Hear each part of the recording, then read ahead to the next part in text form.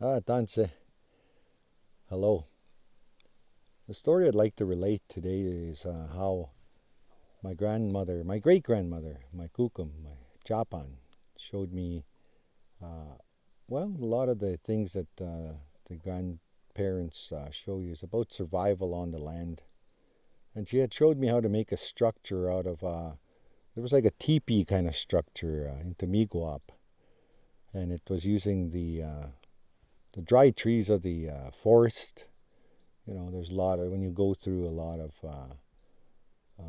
when through the forest, you see a lot of the deadfall, they call them. That's the trees that are kind of falling over. And that's from overgrowth.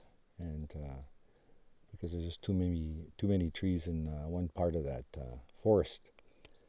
But she showed me how to make a structure, but she was also teaching me something about fire, iskutel. And I was about 9 years old that time. Said, grandson, go get 3 trees, he said, the tallest you could find. And they must, at the tip, they must have a sort of a structure like this where they're going to put them together in this fashion, she said. So I ran into the bush nearby and I got 3 trees, and then they had a sort of a little bit of like a Y looking branch at the tip, so fairly long. You know, pretty resourceful boy when I was about that age, so I got the longest ones that I could, and so we put them together, 3 of them. And then said, through a period of time, we're going to be putting these, gathering trees while you're away at school. After school, we'll continue. And so we did this over a matter of time, and during one of our monthly visits.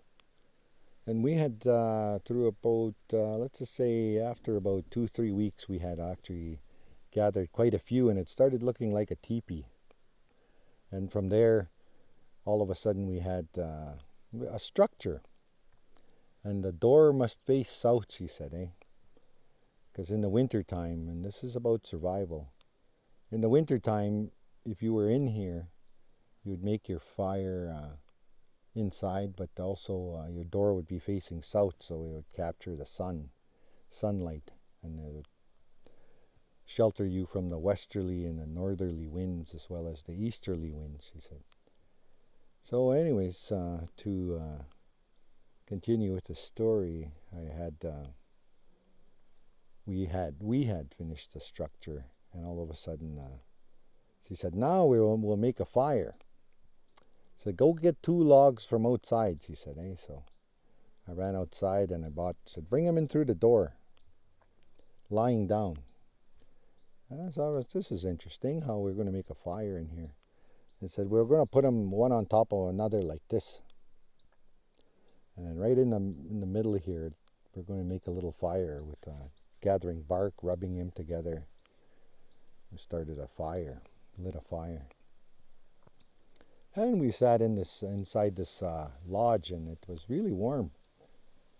And then it was a nice little fire going just with these 2 logs. And what we did is we pulled them in as they burned at the ends. We'd pull them in, and the fire would continue. And then she said, grandson, nusim, kawitamat numa, kachamustatin about kigwauma, what is fire? And I said, do you know what fire is, grandson? And I said, yeah. I said, fire's hot, eh? And I said, also, you cook on it? I was just listing all the things that we do with fire. I said, yeah, that's very good, she said, But in our Cree culture, she said, the name of fire is Iskuteo. And I said, Iskuteo? I said, yes. What does that mean, Grandma? And she said, Iskuteo means a woman's heart. Iskuteo. I said, oh, that's interesting. Why is it called a woman's heart? So I said, well, she says, well, it's like this, grandson. I said, fire gives you warmth, from the cold. It cooks your food. It gives you life, survival. It cleans.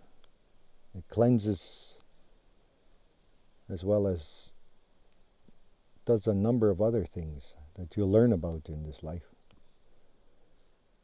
And he said, this is the same as a woman's heart.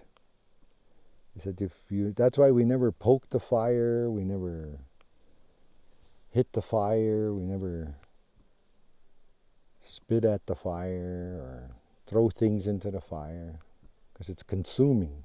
It'll burn it. I said, this is how you approach a woman's heart. He said, you must respect it. You must respect it. Because if you disrespect it, grandson, he said, it'll consume you. So this is a story of how she related to me about fire.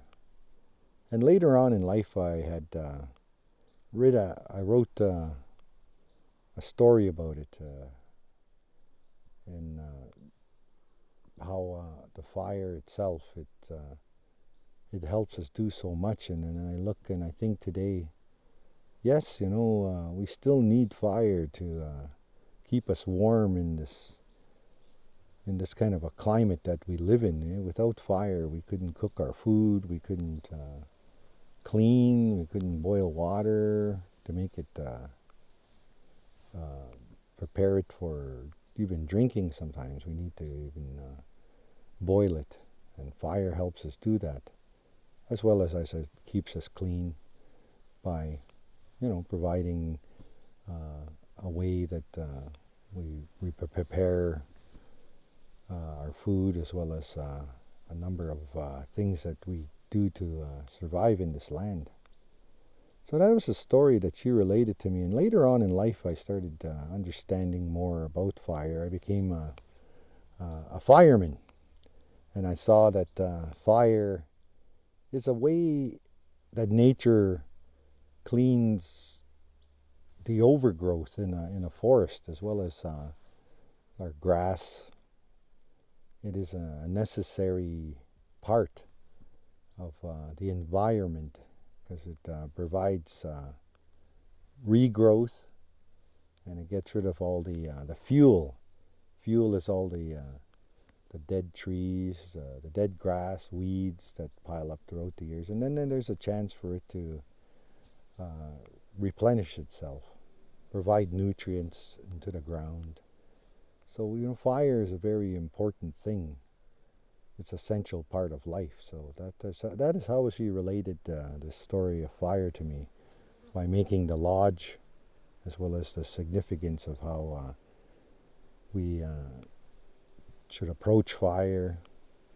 And so this is a story I share with the grandchildren, as well as young people, when we teach about survival, because central to all the teachings is how we survive, how we became to be Innuit here in Mother Earth, and how we survived, how we enjoyed all the bountiful things that Mother Earth gives us, as well as the Creator that created all things.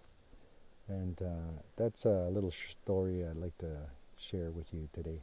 Exit.